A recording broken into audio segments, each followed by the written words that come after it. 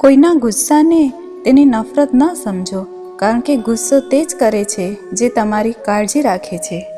જેમ કે માં નાની નાની વાતમાં ક્યારેક આપણા ઉપર ગુસ્સો કરતી હોય છે, પણ એનો મતલબ એમ નથી કે આપણાથી નફરત કરે છે.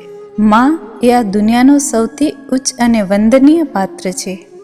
માંથી વધુ લાગણીશીલ આ દુનિયામાં કોઈ જ વ્યક્તિ નથી. એટલે માના ગુસ્સા પાછળની લાગણીને તમે સમજશો તો એ ગુસ્સામાં પણ તમને જીવનની કોઈક ને કોઈક શીખ જોવા મળશે.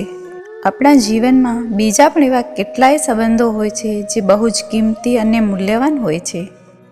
એટલે એવા સંબંધો પણ ક્યારેક તમારા ઉપર ગુસ્સો કરી લેશે તો એના પાછળની લાગણી અને એનો ભાવાર્થ સમજશો તો એ સંબંધ જિંદગીભર ટકી રહેશે. કેટલાક સંબંધોની કિંમત હોતી નથી, તેનું મહત્ત્વ હોય છે. એવા સંબંધોને સાચવતા શીખો, લોકોને સમય આપો, સંબંધો પોતે જ મજબૂત બનશે.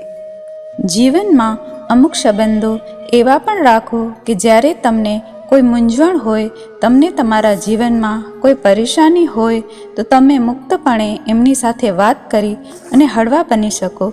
કારણ કે જ્યારે આપણે કોઈને આપણા મનની વાત જણાવીએ છીએ ત્યારે આપણું મન શાંત અને હળવું થઈ જતું હોય છે. ભૂલ એ માણસની જિંદગીનો એક કાગળ છે અને સંબંધ આપણી જિંદગીની એક આખી ચોપડી છે. જરૂર પડે તો એ ભૂલનો એક કાગળ ફાડી નાખજો, પણ આખી ચોપડીને કોઈ દિવસ ગુમાવશો નહીં.